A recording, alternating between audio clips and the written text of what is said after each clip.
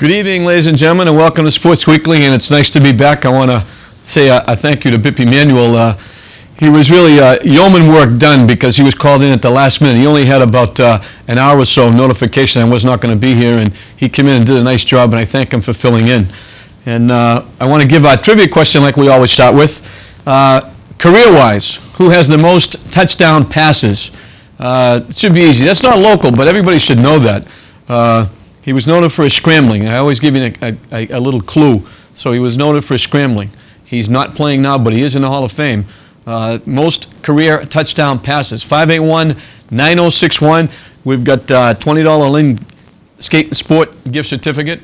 We've got the Porthole Restaurant, who was nicely donating, Jay Gaudette and Bob Gaudette and the family coming aboard.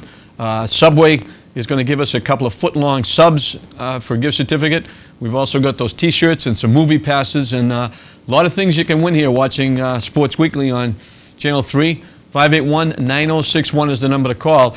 A lot of football going on, a lot of upsets this past week. Some teams going by the wayside that looked like they were going to be in the hunt early. Some of the teams making a little move. Beverly especially, looks like they're playing really well on the Northeastern Conference. But we've got a lot of highlights from around the North Shore. Football, we're going to show you those right now. We start our highlights with Swampscott visiting Manning Bowl, taking on the Bulldogs. After they fumble the opening kickoff, it's Curtis, Kempton, Zimborowski, and White all combining to stop Brian Hayes and turn the Big Blue aside.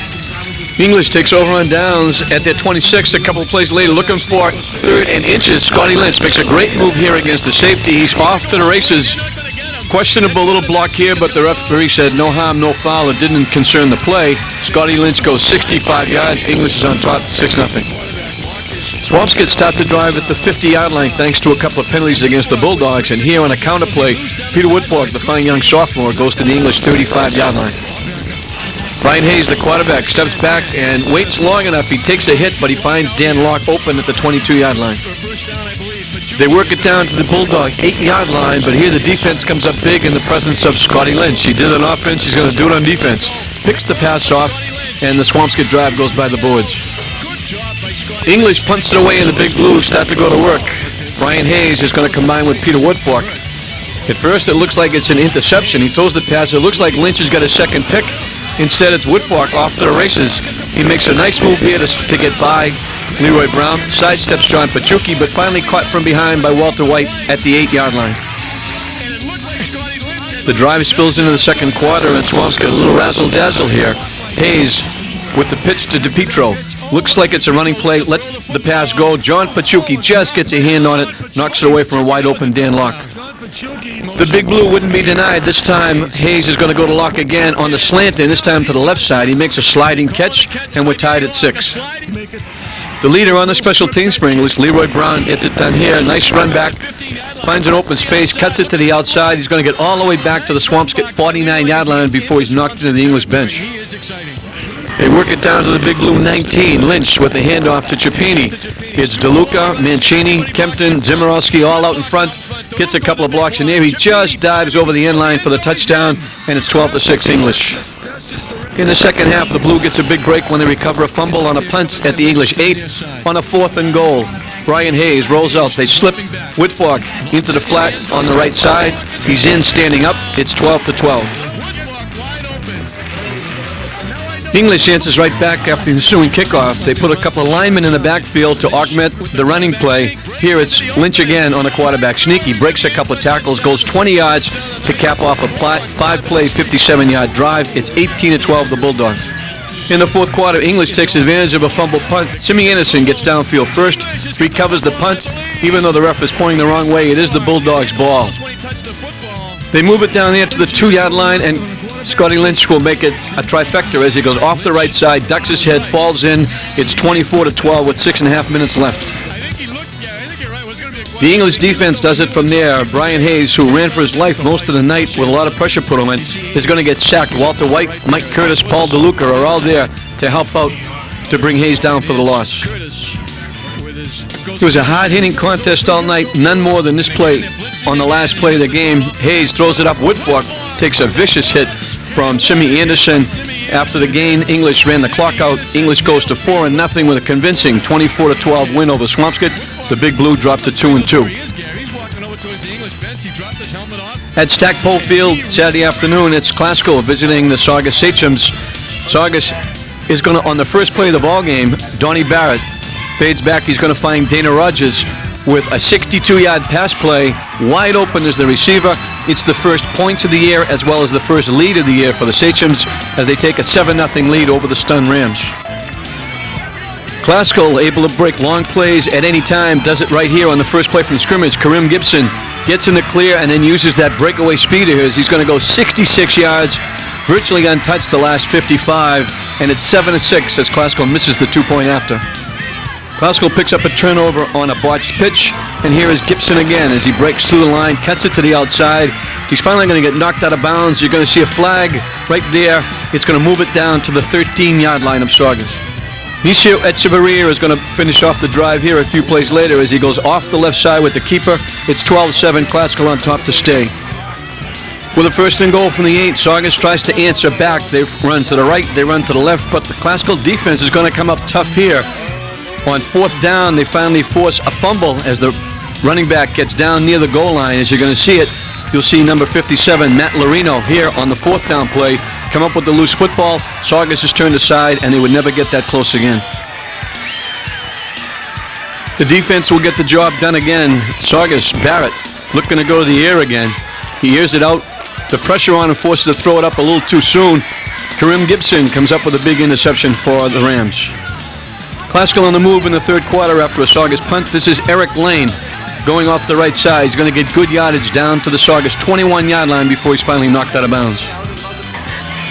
Classical picking up huge chunks on the ground here. A little drop play. Gibson straight up the middle, a huge hole. He's going to get all the way down to the Saugus 9-yard line. The fullback who does the blocking most of the time gets the call here. He's going to go in from a yard out. That's Robert Jones.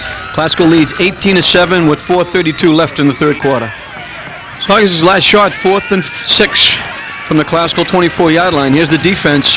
Wickfall and Jones, they shut the door on the Sachems, and the Rams take over at their own 29-yard line. They mount the drive from here. It's Echeverria with the keep. Fakes the pitch, cuts to the outside, gets down to midfield before he's finally dragged down. Antoine Walker back in the lineup. Gets the pitch this time from Echeverria at the very last second, cuts it back up inside, knocked down at the 41-yard line. Calvin Johnson, who had 3 touchdowns last week, including the winner against Danvers, gets the pitch here, cuts it to the outside, gets good yardage down to the Saugus 24-yard line before he's dragged down. A couple of plays later from the 12, Echeverria with the fake and the pitch to Gibson. Looking to get outside, uses that good speed just inside the pylon and disappears into the bushes at Saugus for the 12-yard touchdowns, 24-7. Echeverria would put the exclamation point in the win as he's going to pick off the pass. There he does a tightrope back before he falls out of bounds as Classical prevails 24-7. At Bertram Field on Saturday, it was Danvers coming in. First quarter action. Scooney Penn of Salem, unable to move. Echeverria, assisted by Derek Lane here, makes the big hit. Also, Morales. Defense was the name of the game on both sides. Here, Paul DeLuca. Karim Gibson trying to get outside. Paul DeLuca does a nice job of throwing him for a loss in the backfield. The Rams defense gets him going. Salem on the offense. The short pass out to Jay Sullivan. Looks like good yardage. It's Antoine Walker with the big hit. Dave Morales with the big recovery. The Rams have the ball at the Salem 43-yard line. Lost the football. Classical will go up top to move the football. Nisio Echeverria drops back, lets it fly. The ball's a little bit underthrown, but Calvin Johnson comes back in front of the defender, makes the catch. They have the ball at the 9-yard line. One running play loses a yard, and on the next play, it'll be Johnson and Echeverria hooking up again, this time on the left side. Echeverria leads him nicely to the outside. Johnson all by himself walks in. David Holland adds the extra point. The Rams are up on top 7-0. The Rams look to threaten again, try to put more points on the board. Echeverria again throws the ball downfield. This time he finds Elliot Vega with a nice catch as he gets down to the Salem 28-yard line. Time for one more play in the first half. They go up on top again. Echeverria lets it fly into the end zone. Sean Bick is there for Salem to make the pick. He runs it out of the end zone as time expires, the last play of the half. Classical on top 7-0 as the first half comes to a close. The big play of the ball game, 4th and 1. They line up for a punt. They snap it to the up man, Antoine Walker. It's Eddie Sutton along with Seth Witten making the big stop. They hold them short of the first down. Salem takes over at the 44-yard line. Salem capitalized on 3rd and 6. Joe Fabiano, who got him on the board against Danvers, does it here against Classical. He goes 40 yards for the touchdown. It's 7-6. Salem within 1. For the 2-point conversion, similar to what they did last year, Classical 8-7. They roll Giardi to the right. He finds Sean Bick in the right corner of the end zone. The same score as last year, 8-7. Only Salem was on top. Classical takes to the air again. Again, it's going to be Echeverria hooking up with Elliot Vega. He lofts it up. Vega makes the nice catch. They're down at the 23-yard line of Salem. Salem defense holds him again against Paul DeLuca. Gets great penetration here. Makes the stop on Gibson. Classical was averaging 258 yards rushing. They only had 20 for the night. Late in the 4th quarter, Classical's last shot. They try to get back into it. Echeverria looks downfield. Over the middle, he finds Calvin Johnson for a first down at the Salem 48-yard line before he's finally brought down. Again, they go up top. Again, it'll be Echeverria, this time finding Vega down the left sideline. Lofts it up again. Elliott makes the nice catch. He's able to get out of bounds and stop the clock with 40 seconds left in the game. Classical tries to foul up the defense of Salem, looking for them to go up top. They run the draw play with Antoine Walker. Makes a nice move, gets inside the 15 to the 14. Classical has to use their last timeout with 32 seconds left. The Rams thinking field goal. Salem with the big D in the presence of Mike Mella makes the big stop. A sack all the way back to the Rams' 28-yard line out of field goal position.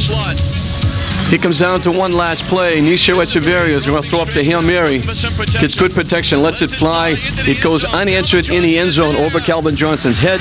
Salem gets the upset 8-7. They avenge last year's defeat at Classical at Bertrand Field by the same score of 8-7.